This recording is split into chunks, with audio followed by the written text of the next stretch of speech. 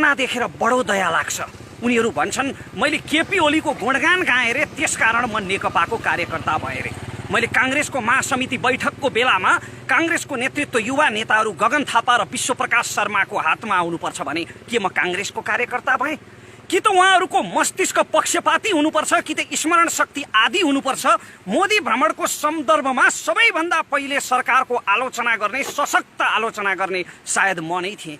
म राजेन्द्र लिङ्गदेनका भाषणहरू खोजी खोजी सुन्छु, उहाँका अन्तर्वार्ताहरू र राष्ट्रिय एकता सम्बन्धी वक्तव्यहरू मलाई मनपर्छ।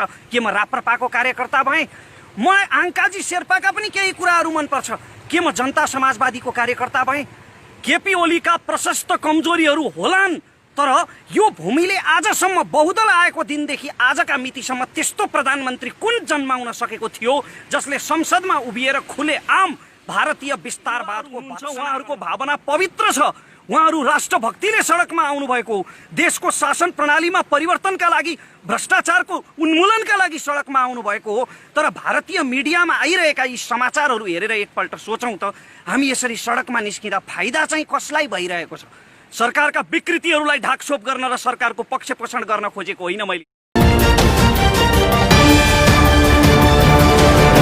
शिक्षा, सूचना र मनोरञ्जनको लागि फालेलुङ टिभी। नमस्कार, म धरानबाट रमेश प्रसाई। आज पनि एउटा अत्यन्तै संवेदनशील विषय लिएर तपाईँ समक्ष आएको छु। मलाई विश्वास छ कि यो विषयको गम्भीरता बुझेर मेरा विद्वान शुभचिन्तकहरूले यो भिडियोलाई सक्दो सेयर गर्नु नै हुनेछ। मलाई केही मित्रहरूको चेतना देखेर बडो दया लाग्छ। उनीहरू भन्छन् मैले केपी ओलीको गुणगान गाएँ रे, त्यसकारण म नेकपाको कार्यकर्ता भएँ रे। मैले काङ्ग्रेसको महासमिति बैठकको बेलामा काङ्ग्रेसको नेतृत्व युवा नेताहरू गगन थापा र विश्वप्रकाश शर्माको हातमा आउनुपर्छ भने के म काङ्ग्रेसको कार्यकर्ता भएँ? कि त उहाँहरूको मस्तिष्क पक्षपाती हुनुपर्छ, कि त स्मरण शक्ति आदि हुनुपर्छ। मोदी भ्रमणको सन्दर्भमा सबैभन्दा पहिले सरकारको आलोचना गर्ने, सशक्त आलोचना गर्ने सायद म नै थिएँ। म राजेन्द्र लिङ्गदेनका भाषणहरू खोजी खोजी सुन्छु, उहाँका अन्तर्वार्ताहरू र राष्ट्रिय एकता सम्बन्धी वक्तव्यहरू मलाई मनपर्छ। के म राप्रपाको कार्यकर्ता भएँ? मलाई आङ्काजी शेर्पाका पनि केही कुराहरू मनपर्छ। के म जनता समाजवादीको कार्यकर्ता भएँ? केपी ओलीका प्रशस्त कमजोरीहरू होलान्, तर यो भूमिले आजसम्म बहुदल आएको दिनदेखि आजका मितिसम्म त्यस्तो प्रधानमन्त्री कुन जन्माउन सकेको थियो जसले संसदमा उभिएर खुले आम भारतीय विस्तारवादको भत्सना गर्न सकोस् अनि राष्ट्रको पक्षमा, राष्ट्रियताको पक्षमा उभिएका प्रधानमन्त्रीको त्यो सत्कर्मको समर्थन गर्दा म नेकपाको कार्यकर्ता कसरी भएँ? म जुल्फिकार अली भुट्टोका भाषणहरू सुन्छु, के म पाकिस्तान पिपल्स पार्टीको कार्यकर्ता भएँ? म एलेक्सिस सिप्रासका अङ्ग्रेजी इन्टरभ्यूहरू सुन्छु, के म ग्रिसको सिरिजा पार्टीको कार्यकर्ता भएँ? म कहिल्यै कसैको कार्यकर्ता र अन्धभक्त होइन र हुन्न पनि, किनकि कार्यकर्ता यन्त्रवत हुन्छ, कार्यकर्ताको आफ्नो विचार हुँदैन। तर म मेरो ब्रह्मले देखेको सत्य बोल्छु, चाहे कसैलाई मन परोस् वा नपरोस्। मेरो भिडियो 10 लाख मानिसहरूले हेरेर कडा बोल्यो यसले भन्नुभन्दा 10 जनाले हेरेर सत्य बोल्यो यसले भन्नु मेरा लागि ठुलो हो। त्यसकारण मैले बोलेका कुरा कहिलेकाहीँ भिडले तारिफ गर्ने खालको नहुन पनि सक्छ। अहिले भोलि संसदमा नक्साबारे छलफल हुँदैछ। ऐतिहासिक रूपमा पहिलोपल्ट लिपुलेख, लिम्पियाधुरा र कालापानी नेपालको हो भनेर संविधान संशोधन गर्ने र निशान छाप सच्याउने कानुन संसदले भोलिदेखि पारित गर्दैछ, छलफल हुँदैछ। र आज 1-2 दिन अघिदेखि देशैभरि विरोध प्रदर्शनहरूको सुरुवात भएको छ सरकार विरुद्ध। हो, कोरोना संक्रमणको सम्बन्धमा सरकारलाई सफल भन्दिनँ म। सरकारका चरम लापरवाहीहरू छन्, व्यापक लापरवाहीहरू छन् र व्यापक भ्रष्टाचारको पनि सम्भावना छ। त्यसको हिसाब किताब गरौँला, सडकमा आन्दोलन नै गरौँला।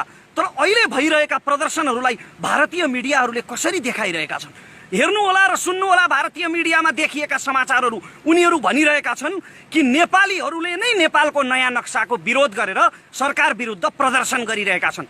नेपालीहरूले नै नयाँ नक्साको विरोध गरिरहेका छन् र सरकार विरुद्ध सडकमा निस्किरहेका छन्। सडकमा उत्रिने जति पनि युवाहरू हुनुहुन्छ, उहाँहरूको भावना पवित्र छ। उहाँहरू राष्ट्रभक्तिले सडकमा आउनुभएको, देशको शासन प्रणालीमा परिवर्तनका लागि, भ्रष्टाचारको उन्मूलनका लागि सडकमा आउनुभएको हो। तर भारतीय मिडियामा आइरहेका यी समाचारहरू हेरेर एकपल्ट सोचौँ त, हामी यसरी सडकमा निस्किँदा फाइदा चाहिँ कसलाई भइरहेको छ? सरकारका विकृतिहरूलाई ढाकछोप गर्न र सरकारको पक्ष पोषण गर्न खोजेको होइन मैले। सशक्त आलोचना गरौँ, अनसन गरौँ, आन्दोलन गरौँ सरकार विरुद्ध, र परिआयो भने सरकार नै परिवर्तन गराउँ, नागरिक कु गर्नु परे पनि गरौँला। तर कमसेकम राष्ट्रियताको पक्षमा, राष्ट्रको पक्षमा यति बेला त एकताबद्ध हुँ न। तल्ला घरे छिमेकीसँग जग्गाको साथको विवाद भइरहेको बेला परिवारभित्रै कोकोहोलो मचाउनलाई के यो समय उचित हो र? अब प्रसङ्गतिर लागौँ। आज मैले बोल्न लागेको प्रसङ्ग हो सरिता गिरीको।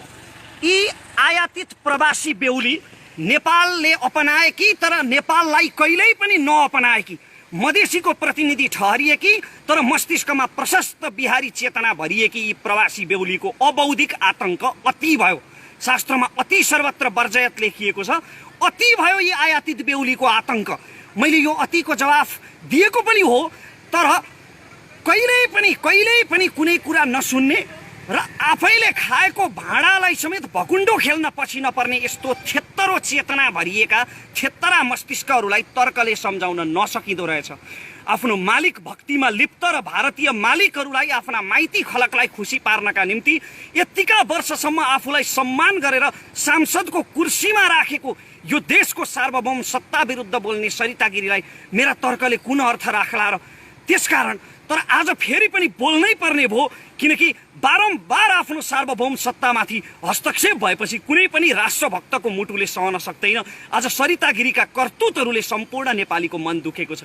नेपाली मात्र होइन, जसलाई हामी भुटानी भन्छौँ नि, भुटानी शरणार्थी भन्छौँ नि, नेपाली मन भएका ती भुटानवासी नेपालीहरू जो आफ्नो देशबाट डुक्पाहरूले खेदेपछि आफ्नो मातृदेश नेपाल खोज्दै आएका थिए, तर हामीले जिन्दगीभरि उनीहरूलाई शरणार्थी बनाएर राख्यौँ र अहिले अमेरिकातिर लखेटेर पठाइदियौँ। उनीहरूको पनि यति बेला मन दुखेको छ।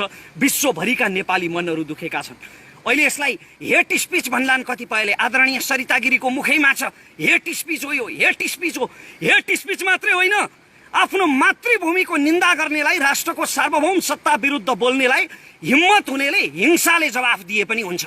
त्यानम्यान स्क्वायरको काण्ड चीनमा हुने बेलामा, चीनले त्यानम्यान स्क्वायरमा विरोधीहरूमाथि डोजर चलाउने बेलामा चीनका राजदूतले ब्रिटिस राजदूतसँग भनेका थिए रे कि चीनमा अब 20 वर्षका लागि शान्ति ल्याउन 200 जनाको मृत्यु हुँदैछ। त्यसकारण कहिलेकाहीँ हिंसा र शक्तिको प्रदर्शनले पनि शान्तिको बाटो खोल्छ, राष्ट्रियताको बाटो खोल्छ। अहिले सरिता गिरीको विरोधमा जुन राष्ट्रिय एकता देखिएको छ नि, यो त्यति बेलै देखिनु पर्थ्यो जति बेला उपराष्ट्रपति परमानन्द झाले हिन्दीमा बकेर शपथ लिएका थिए।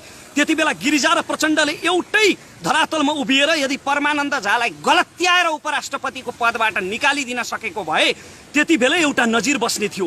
अलक्षिणा देशद्रोही सीके राउतले नेपाल आमालाई जुकासँग तुलना गरिरहेको बेला कुनै राष्ट्रभक्त बहादुरले सीके राउतलाई 2-4 चड्कन लगाइदिन सकेको भए त्यति बेलै नजिर बस्ने थियो।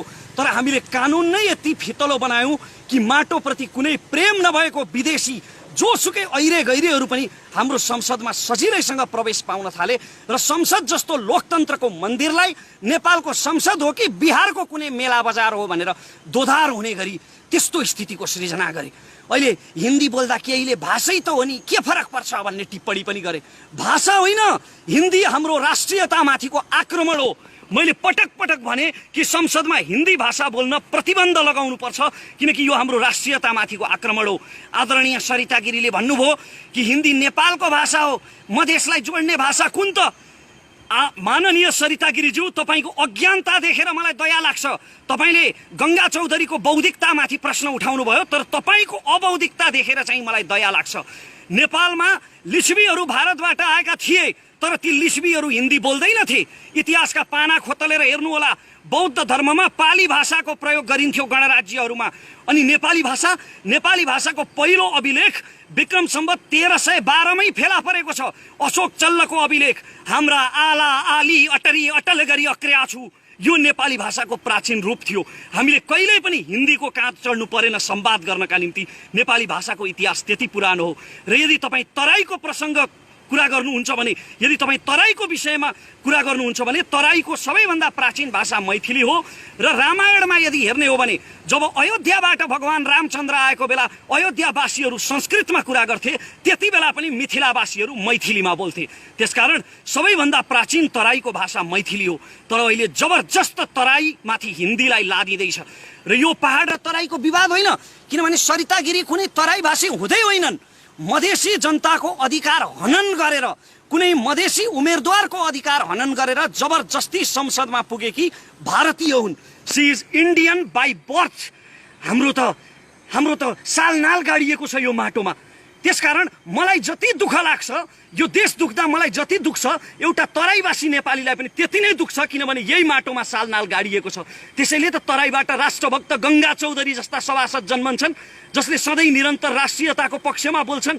तराईको प्रतिनिधित्व सरिता गिरी जस्ताले होइन, गंगा चौधरी जस्ताले गर्छन्। तर हाम्रो कानुन यति फितलो भयो कि हामीले कुनै पनि विदेशीलाई आफ्नो संसदमा सजिलैसँग प्रवेश पाउने गरी कानुनमा व्यवस्था गर्यौं। अहिले मधेसी भनिने दलहरू माग गरिरहेका छन् कि संविधान संशोधन गरेर विवाहित अङ्गीकृतलाई पनि प्रधानमन्त्री राष्ट्रपति हुने अधिकार दिनुपर्छ।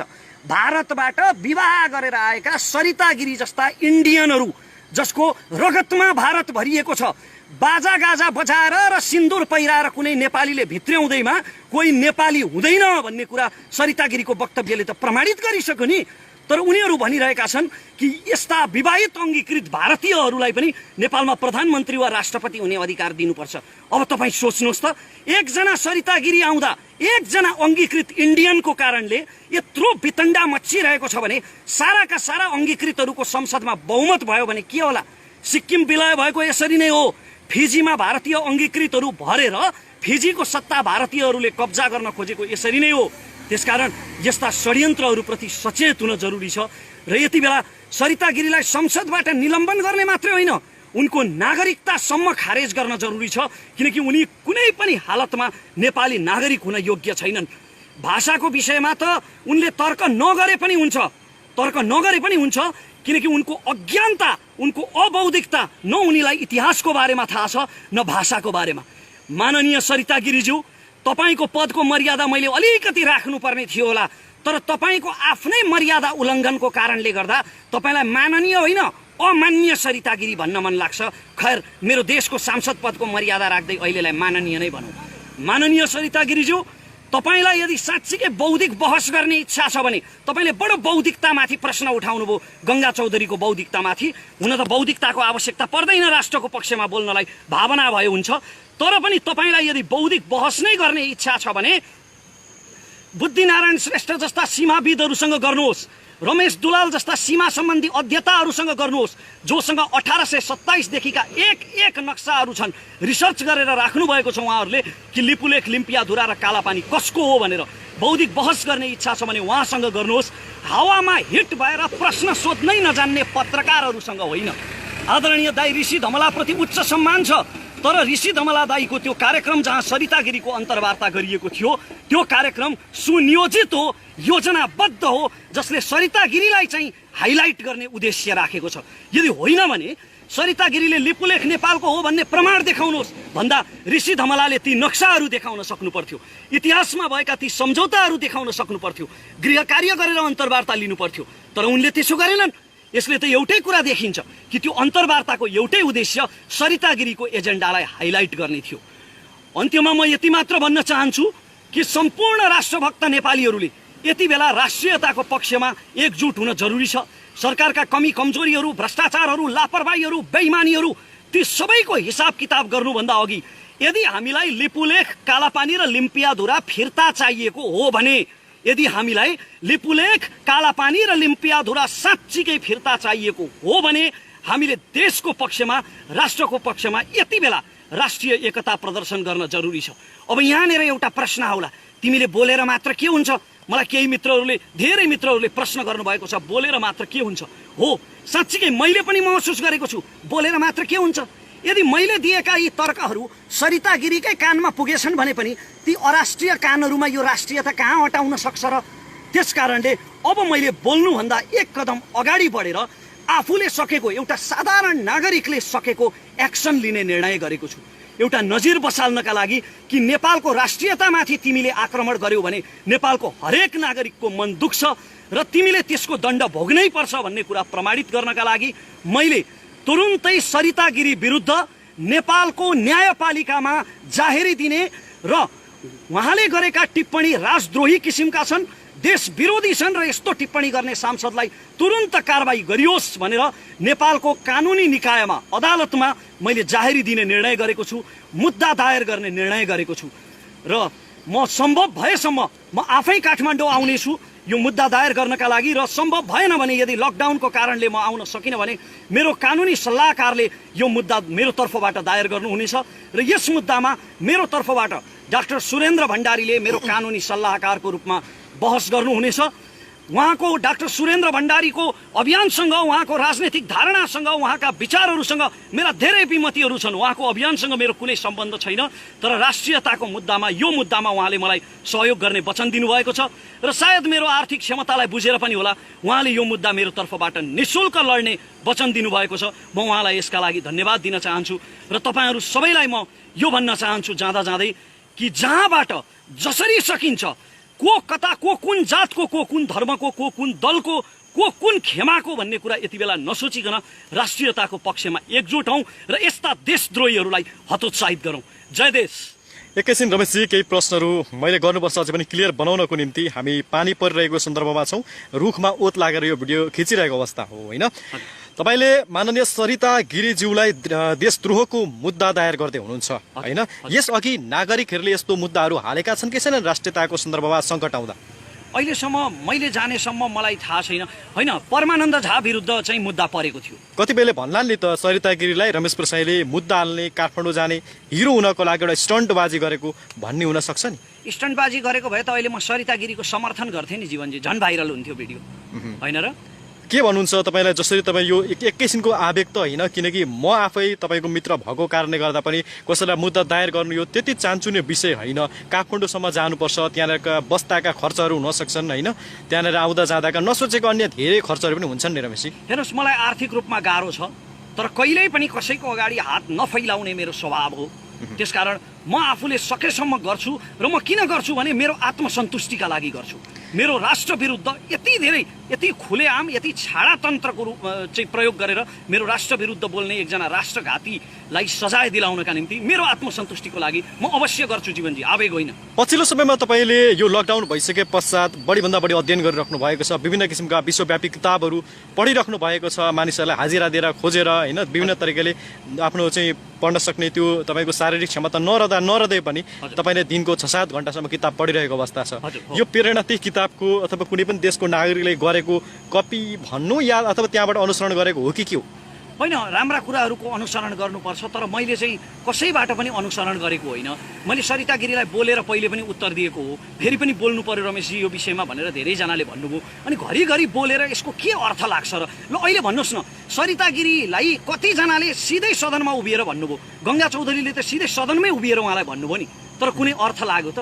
क्षेत्र चेतना भएका मानिसहरूलाई तर्कले सम्झाउन सकिँदैन रहेछ। म तपाईँको साथी पनि हो। आजको मितिसम्म तपाईँ कुनै पनि पार्टीको चुनावको र्यालीमा जानुभएको छैन, कुनै पनि पार्टीलाई खुलेर समर्थन गरेको रेकर्डमा आत्मा साँची राखेर श्री पशुपतिनाथलाई साँची राखेर भन्छु कसैको तपाईँ कार्यकर्ता होइन, यो कुरा मलाई चाहिँ थाहा छ होइन?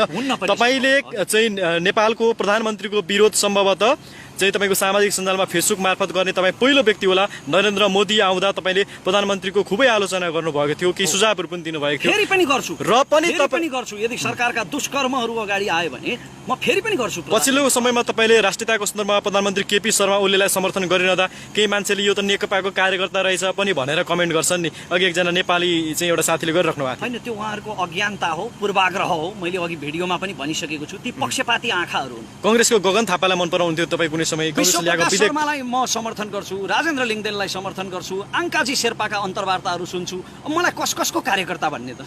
आज म दर्शकहरू असाध्यै क्षमा प्रार्थी छु, किनकि हामी एकजना मृगौला पीडितको लागि केही सहयोग सामग्री दिनको निम्ति मोरङको डाँगीतर्फ पुगेर फर्किने क्रममा 7 बजिहाल्यो। अब यो घर पुगेर लाइभ गर्ने सपना थियो हाम्रो, तर बाटैमा 7 बजेको हुनाले हामीले 7 बजे लाइभ गर्छौँ भनेको कारणले गर्दा यहाँ पानी पनि परेको हुनाले हामीले यसरी रुखको छारी मुनि बसेर चाहिँ यहाँ लाइभ गरिराख्नु परेको छ। बिचमा गाडीहरू पनि कुदिरहेका छन् र यो साउन्डमा पर्न गएको असुविधाप्रति चाहिँ म क्षमा प्रार्थी पनि छु। मोबाइलमा पनि पानी धेरै पसेको छ, यो मोबाइल बिग्रिने पनि हो कि शङ्का लाग्दैछ, तर केही छैन। अन्त्यमा जाँदै केही भन्नु छ तपाईँलाई रमेशजी?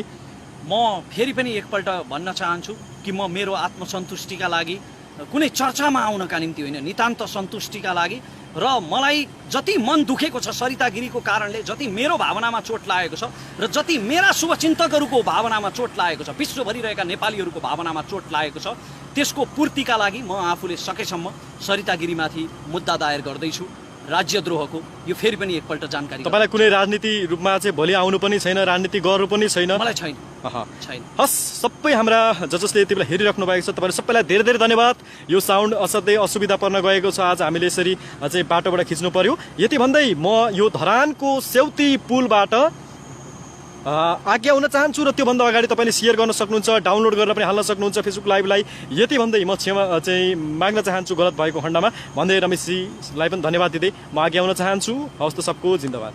नयाँ नयाँ सामग्रीको लागि कृपया हाम्रो च्यानललाई सब्स्क्राइब गरिदिनुहोला र त्यसपछि आउने बेल बटनलाई क्लिक गरिदिनुहोला।